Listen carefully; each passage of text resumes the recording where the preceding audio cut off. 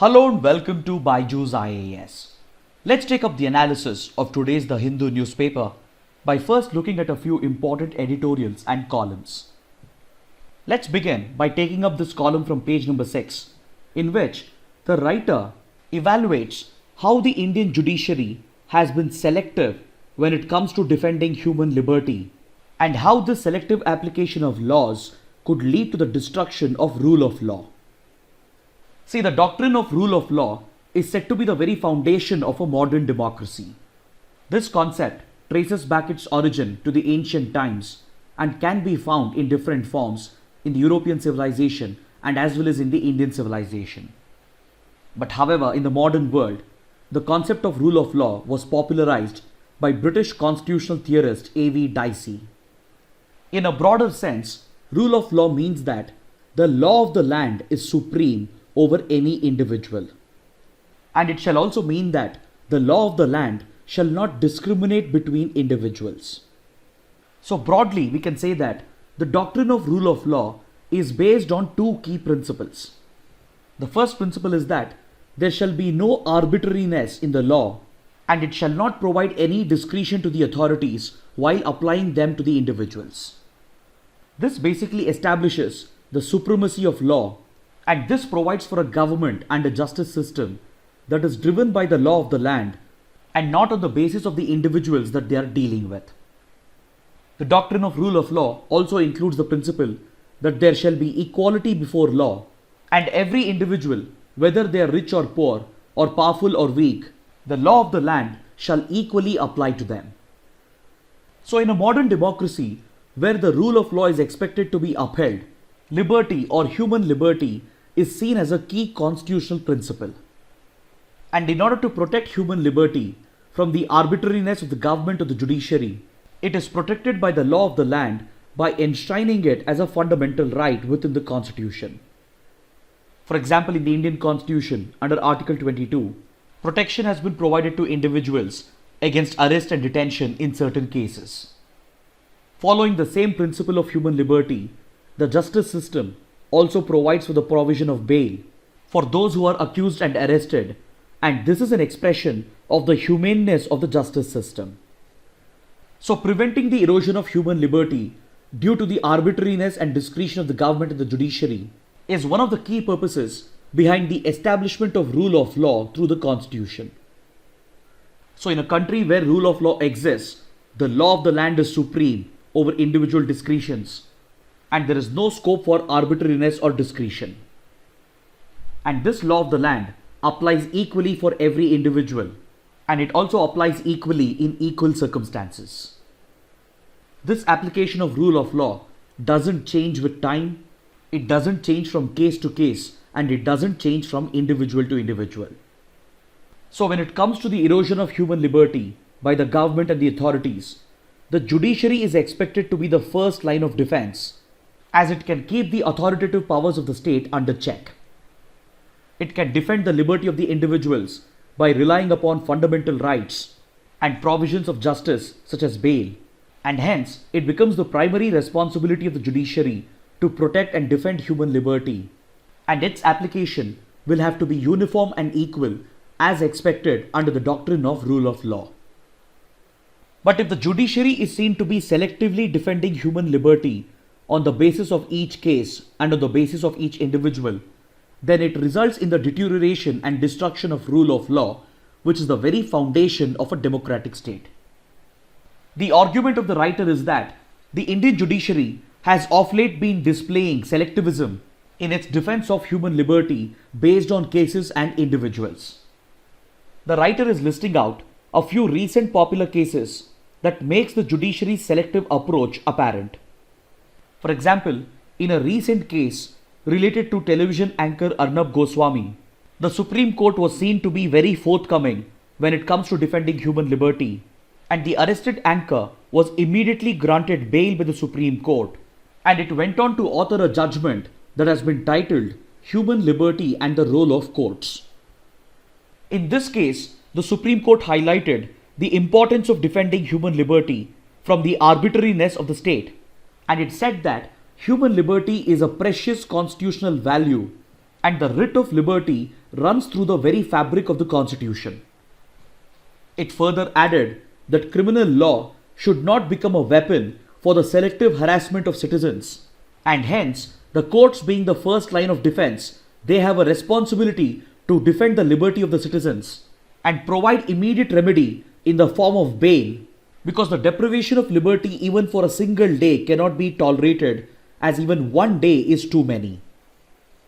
While this judgment of the Supreme Court is definitely praiseworthy because it has provided for a strong defense of human liberty, one would expect the Supreme Court to be uniform and adopt an equal approach while dealing with similar cases, irrespective of the people that are involved. This is where the writer highlights the selective approach of the judiciary, and he refers to cases such as the Bhima Koregaon case, the Delhi riots incident, the revocation of Article 370, the protests against the Citizenship Amendment Act, because in all these cases, the accused have been arrested on very flimsy charges, and prima facie it appears that the state has been misusing criminal laws to selectively target and harass citizens. But despite that, the repeated bail applications have been denied by the court, and it has allowed the accused to be lodged in jails for weeks and months together, while the same court has argued that liberty cannot be taken away even for a single day, because even one day is too many. Now, for example, if you look at the Delhi riots case, a few students have been charged for rioting, but prima facie evidence available in the public domain clearly shows that they were not even present at the scene of the riot. But still, their bail applications have been repeatedly denied, and a similar approach can be seen in dealing with cases related to Article 370. There have been several petitions filed in front of the court questioning the way in which Article 370 was revoked and how the liberty of thousands of Kashmiris was violated by the state. In this regard, several habeas corpus petitions have also been filed, but the Supreme Court has refused to take up these cases. The same goes for protesters who were arrested during the anti-CAA protests, and despite exercising their fundamental right of protest, several protesters have been lodged in jails for months together, and their bail applications and habeas corpus petitions have been repeatedly denied by the judiciary. Now, one might argue that these cases that we are talking about, they predate the Arnab Goswami case, and maybe the judiciary was setting a new precedent with the Arnab Goswami case. But unfortunately, this doesn't appear to be the case, because even after this landmark ruling of the Supreme Court in the Arnab Goswami case, the judiciary has displayed selectivism when it comes to defending human liberty of others who have been accused. Take for example the case of Kerala journalist Siddiqui Kappan, who was attempting to travel to Hathras in Uttar Pradesh to report on the horrific gang rape case. In this incident, the UP police not only prevented journalists from reaching the site, but they even arrested several of them, and they still happen to be in detention. Their habeas corpus petitions have been repeatedly denied, and the judiciary has even entertained excuses given by the police on flimsy grounds. Then in another recent case, a comedian, Munawar Farooqi, was arrested on the charge that he was hurting the religious sentiments of a particular faith, and he has now been arrested for several days. So according to the writer, all these cases make it very clear that unfortunately the Indian judiciary has become very selective in its approach while defending human liberty. And while it has selectively upheld liberty in certain cases, it has also selectively allowed the authorities to violate the liberty of the others. So this, according to the writer, marks a serious breach of the supremacy of law and as well as equality before law, which is the very basic tenet of the doctrine of rule of law. The writer concludes by saying that this callous attitude of the judiciary towards human liberty can end up destroying the rule of law itself. Now let's take up another column from page number 6, which evaluates the state of relations between India and Nepal. See, traditionally, India has shared a very friendly relationship with Nepal, and it has always been the primary provider to meet the basic needs and demands of Nepal. Because Nepal is a small landlocked state and a Himalayan kingdom, which is sandwiched between two major Asian powers, that is India and China, and its lack of access to seaports has made it heavily dependent on India. Then even politically, Nepal has seen a lot of turmoil over the decades, And until as recently as 2006, Nepal was a monarchy and a theological state. Back in the 1990s, the country even witnessed civil war at the hands of the Maoists. But following the end of the civil war and following India's mediation to work out the 12-point peace agreement, Nepal has transitioned into a secular, democratic, and constitutional republic. Even though traditionally India has enjoyed a lot of influence in Nepal, and even though both the countries shared a very cordial relationship, every now and then, whenever Nepal was witnessing political instability and domestic turmoil, its ties with India have been affected, and Nepal has often accused India of excessively interfering in its internal affairs. During such periods of turbulence in the relationship, India has also been unhappy about the rise in anti-India sentiments in Nepal and its tendency to play the China card in order to upset India. So one thing becomes very clear, that whenever Nepal witnesses political instability and turmoil, it directly reflects in its foreign policy choices as well. After Nepal established itself as a democratic secular republic, it began its constitution drafting process from 2008, and this process got dragged for 7 years until 2015. Throughout this constitution drafting process, India's ties with Nepal were severely affected because India insisted that the Madhesis and their rights should be protected under an inclusive and equitable constitution. And this support of India to the Madhesis of the Terai belt was interpreted by Nepal as India's direct interference in its internal affairs. This crisis related to the constitution drafting process of Nepal led to a break in the India-Nepal relationship, and it pushed several political parties of Nepal and even several Nepali politicians to play the China card against India and strategically align Nepal closer to Chinese interests. Since several decades, China had been looking for such an opening through which it could establish itself as a predominant power in Nepal and thereby cut Indian influence as a part of Mao Zedong's five-finger policy. See, Chinese leader Mao Zedong's five-finger policy is focused on Tibet, and it is focused on enhancing China's control over Tibet. After the PRC annexed Tibet in 1950, China has always looked to enhance its control over Tibet, and Mao Zedong theorized that this could be done by destabilizing the five fingers or the five extension areas of Tibet. This included the five Himalayan regions of Ladakh, Nepal, Sikkim, Bhutan, and Arunachal Pradesh. Along with this, Nepal is of particular concern to China because of the large presence of the Tibetan refugees, and because of these reasons, China has always been interested in meddling with Nepal's internal affairs, with the primary intention of cutting Indian influence and establishing itself as a predominant power in the Himalayan state. So over several years, China has made geostrategic, economic and cultural investments in the country in order to replace India as the traditional power, and Nepali politicians such as the current Prime Minister of Nepal, KP Oli, have been more than willing to play the China card in order to suit their own domestic political ambitions. So this crisis period in the India-Nepal relationship, which began from 2008 onwards, China managed to make tremendous gains by investing heavily in the geostrategic, economic and cultural domain. Leaders like KP Oli have openly welcomed Chinese investments and have even promoted anti-India sentiments in order to boost Nepali nationalism and Nepali majoritarianism, which would help them strengthen their own domestic political base.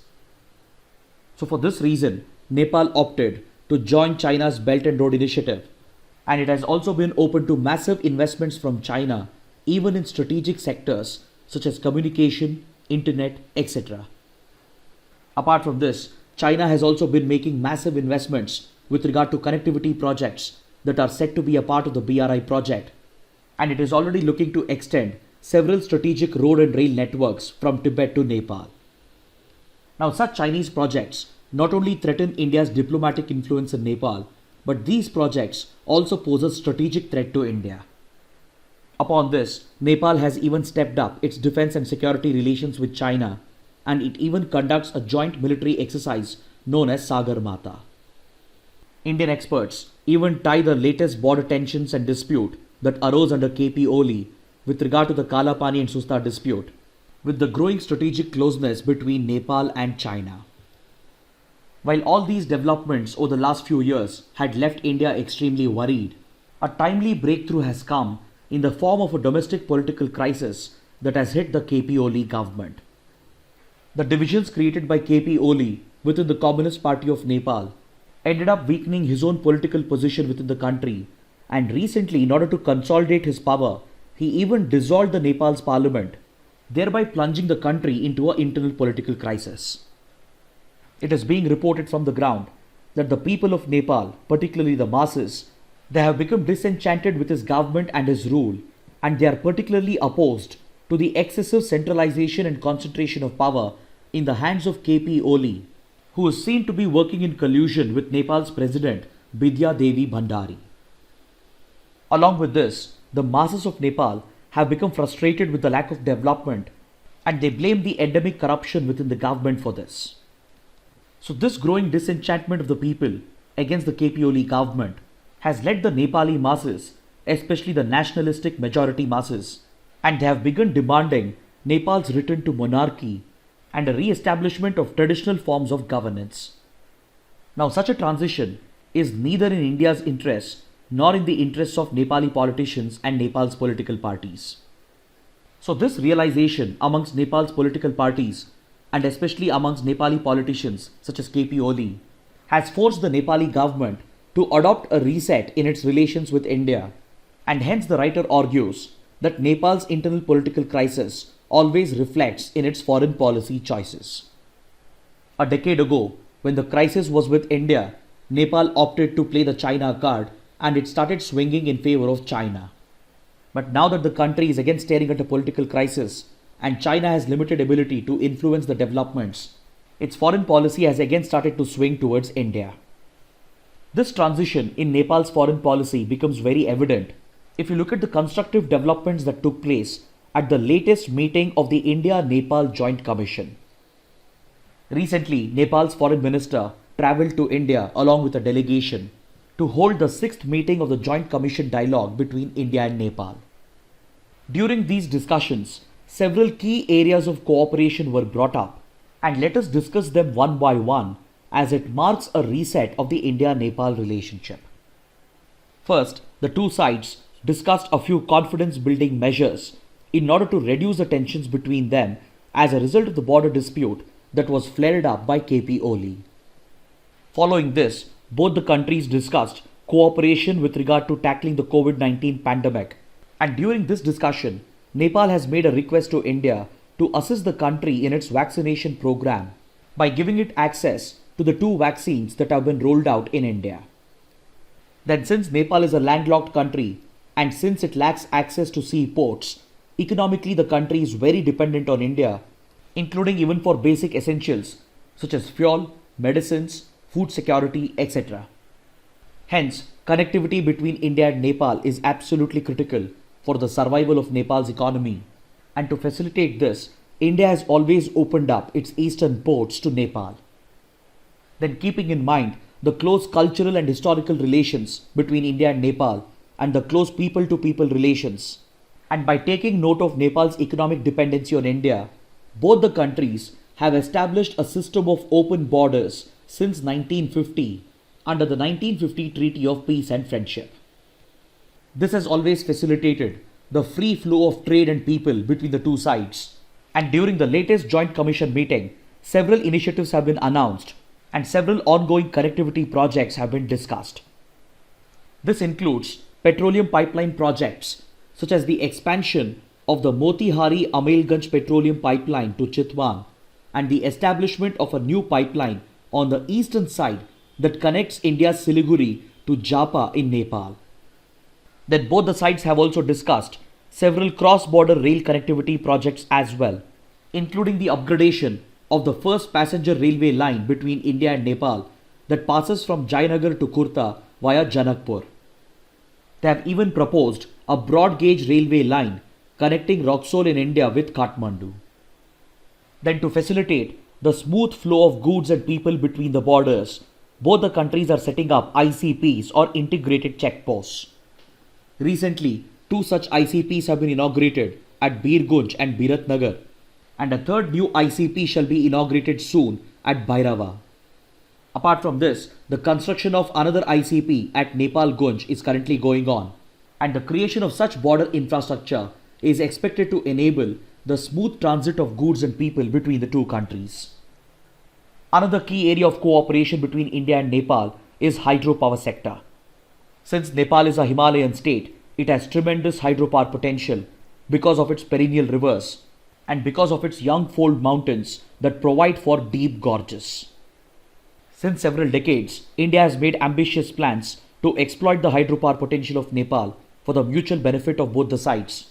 But unfortunately, India's initiatives in this sector has not really taken off, largely due to funding issues from India and as well as due to protests by the locals against these projects on environmental grounds.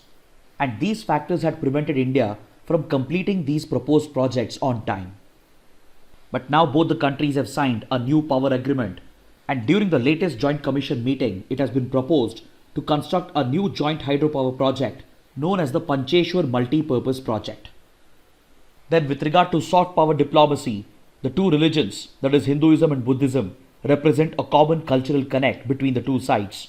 And Nepal not only receives priority under India's Buddhist Circuit project, but it has also been decided to develop two more cultural heritage projects in Nepal, namely the Pashupatinath Riverfront Development and as well as the Bandarkal Garden Restoration in Patan Darbar.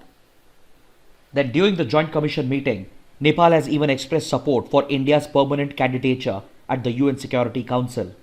And India has even managed to convince Nepal to keep the Kalapani Susta boundary issue away from these talks, and it has asked Nepal to find a fresh mechanism through which the boundary talks could be conducted. Next, on page number 7, we have a column related to the threat posed by deep fakes and the possible technological solutions that are needed to counter these threats.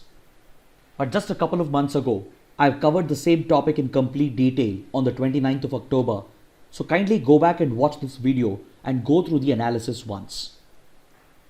Now let's take up a few articles that provide us with important updates from a mains perspective. Let's take up this article from page number 10, which deals with India's vaccine diplomacy. See, India is often referred to as the pharmacy of the world. This is primarily because of the strength of its pharmaceutical industry to mass produce generic drugs and vaccines, which are not just cheap but also safe and reliable, thus making Indian drugs and vaccines critical to the healthcare programs of several developing nations and as well as underdeveloped nations.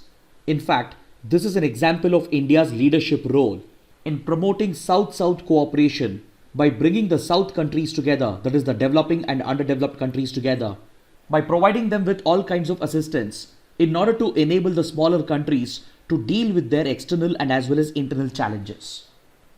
So one such South-South cooperation initiative of India is being displayed as the world is battling the pandemic. And in order to help out the smaller countries in its neighborhood, India has launched a diplomatic mission to provide the supply of essential vaccines to these countries. Recently, India has rolled out its own vaccination program after approving two vaccines that includes Covishield, which was developed by Oxford University but is domestically produced in India by the Serum Research Institute.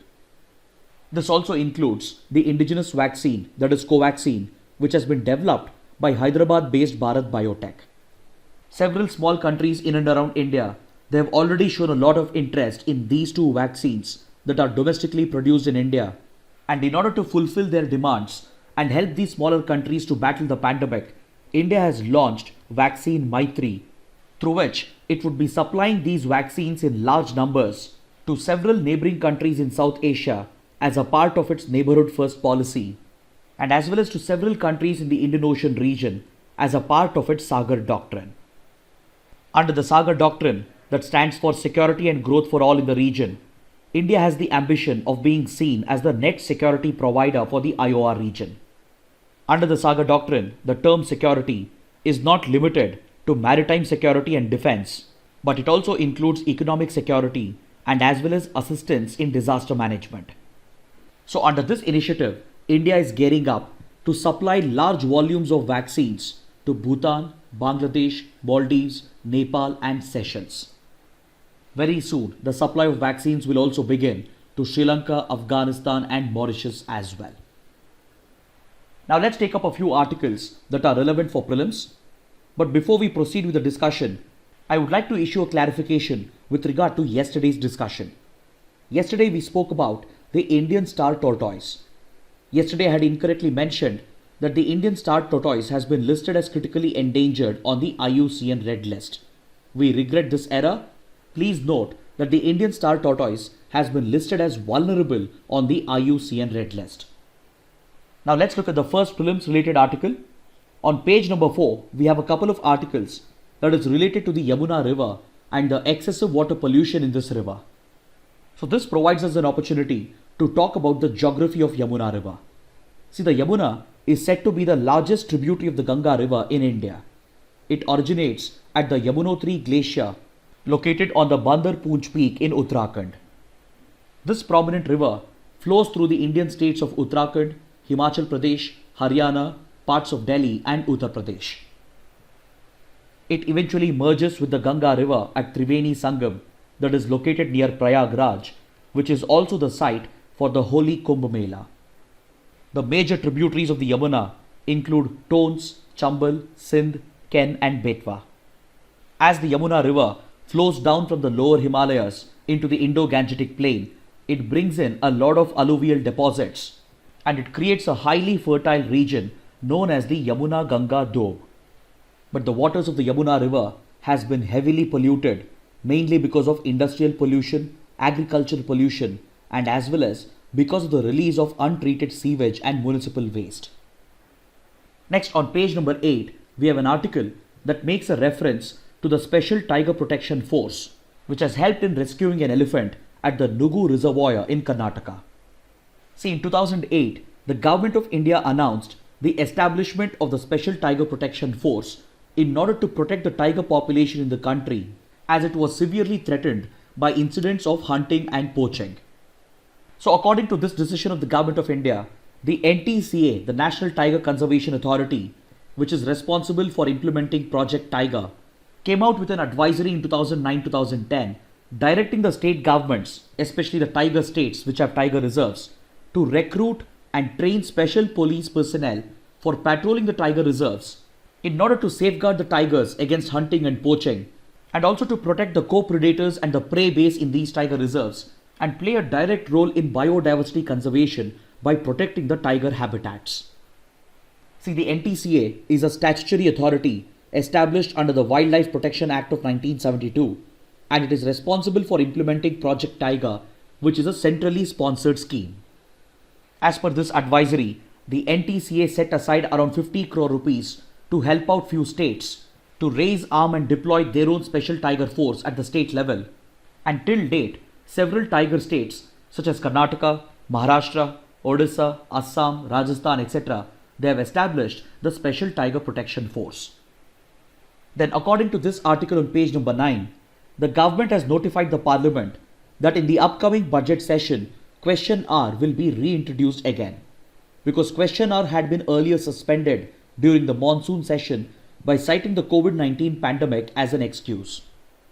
See, question hour is said to be a very important parliamentary tool or a parliamentary device that is available to the opposition parties and the MPs in the parliament to hold the government accountable for its functioning.